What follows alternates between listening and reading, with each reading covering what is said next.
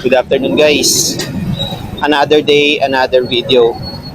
Dito tayo guys ngayon sa palengke ng Pembo. Pasok tayo rito sa may Lower Azucena. Kasi bibili tayo guys ng Only Wings. Samahan nyo ako. Ito nga pala guys na dinadaanan natin. Pag dinire-diretso mo to, ang labas mo dun sa may Kabayan Biryani kung saan tayo bumili ng chicken biryani guys. Ito yung isang daan. Tumbok na tumbok mo guys yung pinakakanto doon. Makikita mo yung Kabayan Biryani.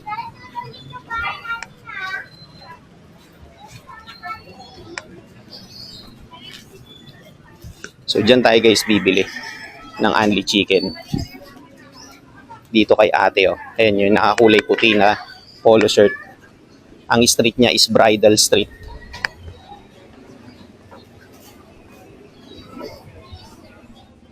Bukas na siya. Ayan na. Ito yung nagtitinda niyan guys.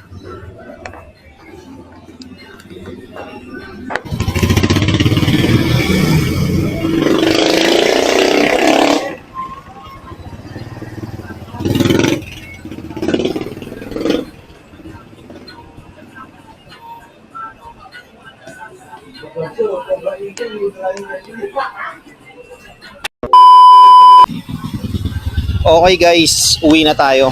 So ganun lang pala kabilis yun yung pag-prepare nito. Akala ko malalaki yung yung chicken wings. Sobrang liit pala.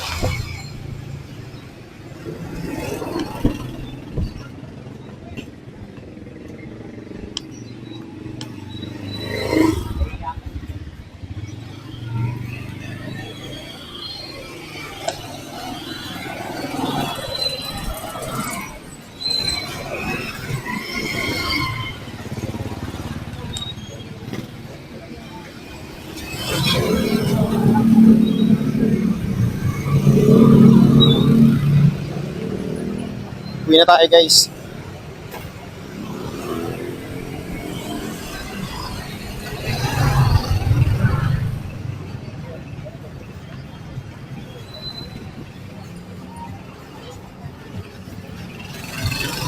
Maglalada tayo pa uwi.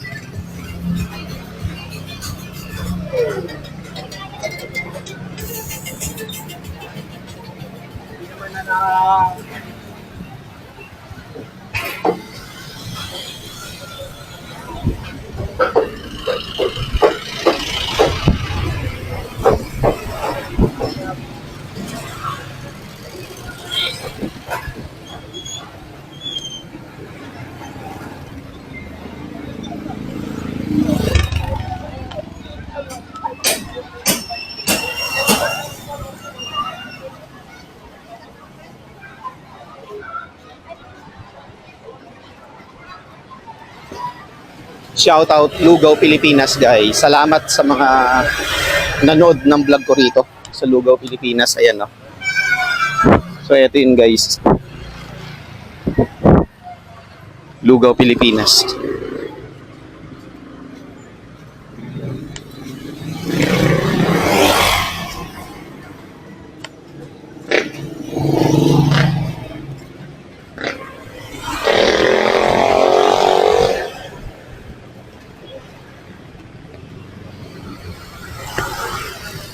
Mamaya na lang guys sa bahay. Kita-kits tayo.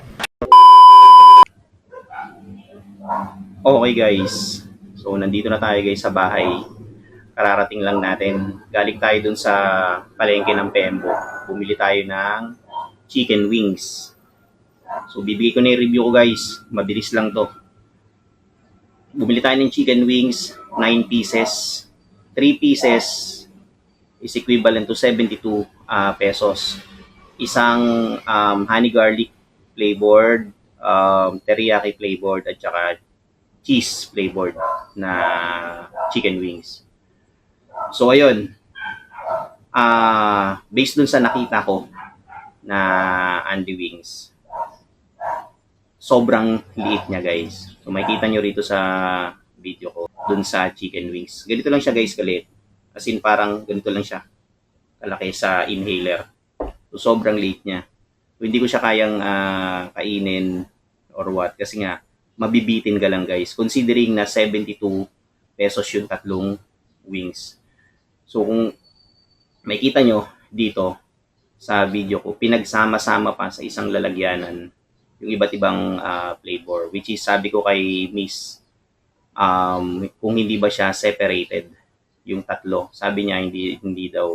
Kasi naman daw yun dun sa isang styro na lalagyanan. But again, I'm totally disappointed dun sa liit ng manok.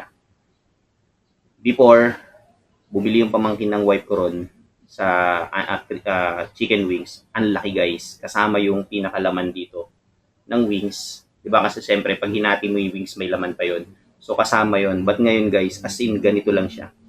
Sobrang liit lang siya. Parang less than 2 inches lang yata yung wings niya. So nakaka-disappoint. Diba? Kaya tawag doon, hindi ko na siya papakita na kakainin namin kasi nakaka-disappoint talaga guys. So yun yung feedback ko. In terms of area, tsaka space guys, so sobrang liit niya lang na space na tindahan. Dito yun guys sa may Lower Azucena Street, corner Bridal Street. Tapos meron silang kainan dito sa likuran, sa may tapat. So hindi ko na siya na-videoan kasi nga na-disappoint talaga ako eh. So ayun guys, ratings. Again, itong ratings ko guys, honest opinions, honest reviews is based on my opinion lang. Hindi yung opinion ng iba. So sa akin lang to. So 7.5 out of 10. Bakit? Una, pinagsama yung manok sa isang lalagyanan. Tapos salo-salo pa yung sauce niya which is parang 'di ba, kung ikaw ang kakain nung ganung klaseng setup is parang mauumay ka agad. Nakikita mo pa lang ayaw mo na. Pangalawa, yung chicken wings is ganyan lang kaliit. As in sobrang liit in less than 2 inches lang yan. So yun, unlike before nung bumibili kami ron, sumalaki kasama yung pinakalaman niya. But ngayon is maliit. It is what it is. Sorry pero ayun na yung pinaka-honest review ko at saka feedback. So yun lang guys, hanggang sa susunod na food trip natin. Peace out.